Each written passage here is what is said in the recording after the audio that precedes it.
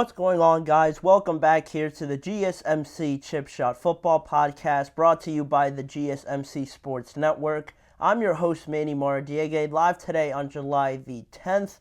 I got another great show planned for you guys today around some more NFL topics, starting off with ESPN's top 10 running back rankings that I wanted to react to, give my thoughts on it. There were some surprises in there, so I thought I'd discuss that. Then another update on Brandon Aiyuk and his contract negotiations. What could be the repercussions of them potentially extending Brandon Aiyuk, or the flip side of that if they decided to move on. Then also, we're going to talk about Aiden Hutchinson and his expectations for the Detroit Lions in 2024, talking about all the hype around the Detroit Lions and whether or not it's deserved. That and much more on today's show. Before I get started, I want to remind you guys, if you have any questions or comments, use the tip and donations link, GSMCPodcast.net. By using that link, I'm able to see your question or comment in my chat box, read it out loud, and that way get your guys' thoughts on anything that is said on today's show. It's a massive help for this network and this show as well, so please, if you guys would, use the tip and donations link, GSMCPodcast.net. But with that being said now, we can react to the top 10 running back rankings according to ESPN. This was released back on Monday. It's the fifth iteration of ESPN's positional rankings that come out around this time every year, or at least over the last 5 years, I should say. ESPN usually surveys NFL executives, coaches, scouts to give their input on how these rankings shake out for all these position groups that they do. Since then, I know the edge rushers, their top 10 list for the edge rushers have come out. Same with the defensive tackles. But the running backs definitely caught my eye just because there were some surprises on here. So the top 10 running backs, according to ESPN, go as followed. Number 1, Christian McCaffrey. No surprise there, obviously, with the kind of season that he had. Then at number 2, Breece Hall. After the season that he had, very impressive with the New York Jets. And already 25 and under for Breece Hall, now entering his 4th season, I believe. To be at number 2 already definitely surprised me, but that's how ESPN and all these executive coaches and scouts are feeling towards Breece Hall. So he was at number 2. Then at number 3, we have Nick Chubb. Number 4, we have Saquon Barkley, which I thought it was a little low for me. But I'll get into that a little bit later when we continue to talk about it. Then at number 5, we have Jonathan Taylor. Number 6 is Bijan Robinson. Number 7 is Josh Jacobs.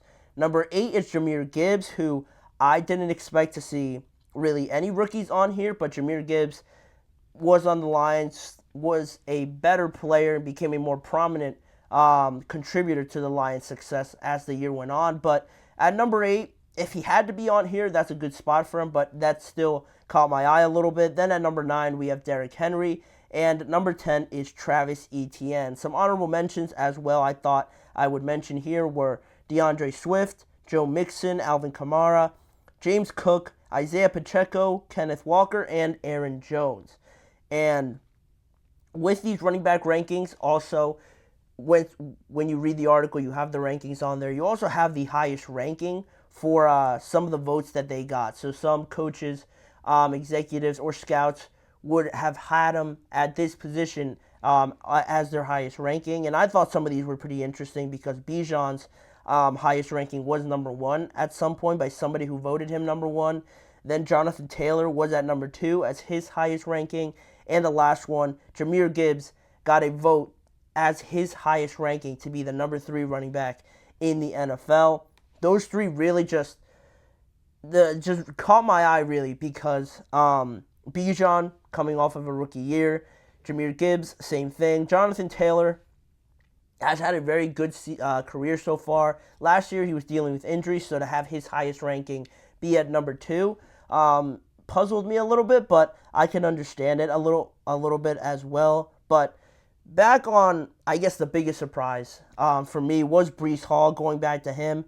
That was definitely the biggest surprise to me, and ESPN's Jeremy Fowler mentioned that various NFL executives actually consider Breece Hall to be the best running back under the age of 25, and that group includes some very talented running backs already, like Jahmyr Gibbs, Bijan, Kyron Williams, who I'm a big fan of, Kenneth Walker, and James Cook. A good amount of executives in the NFL consider Breece Hall the best out of the bunch.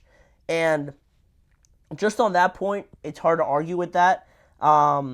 Considering all the circumstances and everything that Breece Hall has had to play through with the quarterback play, his injury, and then coming off of that injury looking more like himself, which is pretty remarkable because he had a serious knee injury, and then the following season that looked as close as you did to your first year.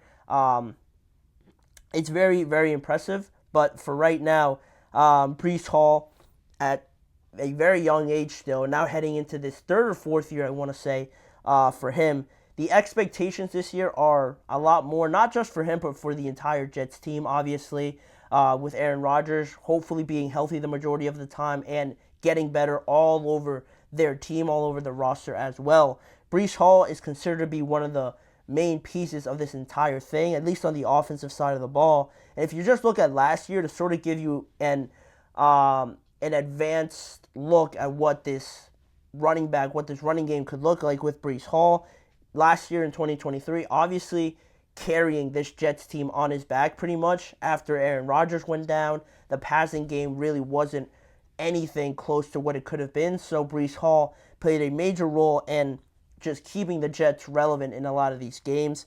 He finished with 994 yards, which was 13th in the NFL. He also had 76 receptions for 591 receiving yards and 4 receiving touchdowns as well. 95 targets too. So he had a heavy workload in the receiving end of things and also from a carries point of view because he had 223 carries to go along with that. Then you look at his scrimmage yards, which you compare to some of the best running backs. If you compare it to the top of the top in terms of the running game, he had 1,585 scrimmage yards, which was fourth most in the NFL and only second most for running backs, only behind Christian McCaffrey.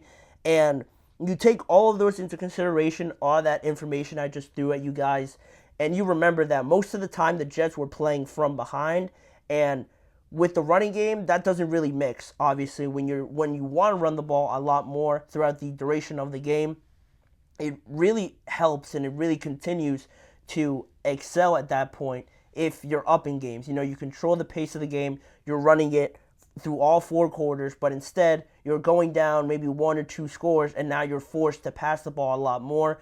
And you can only imagine what Breece Hall's numbers could have been if they would have been in a lot closer games and a lot maybe more blowouts or something like that last year with how good they were projected to be. He could have been right up there with some of the best, but unfortunately that didn't work out like that. So I think that the thought of how well Breece Hall could be with everyone's expectations of the Jets being so good this year, I think that's where we get Breece Hall being at number 2. But even so, I thought maybe Nick Chubb or Saquon could have just been ahead of him just based off this year. I know it would have been a hard push for Nick Chubb just because he got injured so early on in the season. I think only in the second week he got injured. But I thought Saquon could have been up there at number 2. Maybe just switch Saquon, put Saquon at number 2, Breece at number 3, and Nick Chubb at 4, because, again, Chubb, you're going off a reputation, it seems, that at this point for the running back rankings, because Chubb did miss the most of the season, if not all of it. So to have him at number 3, I'm assuming this is just based on reputation, and that is one thing. So that I probably would have been okay with them doing that, but the hype is real for Breece Hall. A lot of people are looking forward to him making that second jump in his 4th or 3rd year, which should happen if the Jets are good. I'm anticipating him being a major part of that. But also in terms of the running back rankings, I had to throw this out there. Najee Harris not even being on there as an honorable mention. Top 10, I probably wasn't expecting top 10, but Najee not being up there as a honorable mention at least is pretty crazy to me. Pretty disrespectful because of how he's recorded a 1,000-yard season in every year he's been in the NFL. Not a lot of running backs have done that in this day and age. With the state of the Pittsburgh Steelers offense, I thought he should have at least been considered. But that's usually what you get with the Steelers and their players in a national recognition sort of way. August Fest said, we talking fantasy football or just football? This is just the football rankings. These are just ESPN's regular NFL football rankings, not fantasy football. It came out this week. They've done a lot of the positional rankings already. I think they're up to 3 now. So, yeah, they're just talking based off of reputation in the NFL. So, I recommend you going to check it out. Maybe come back here and tell me if you agree with it. But Breece Hall at number 2 was definitely the biggest surprise for me, and Jahmyr Gibbs at number 8 and Jahmyr Gibbs at number 8 also for the season that he had. I thought he played well, but I don't know.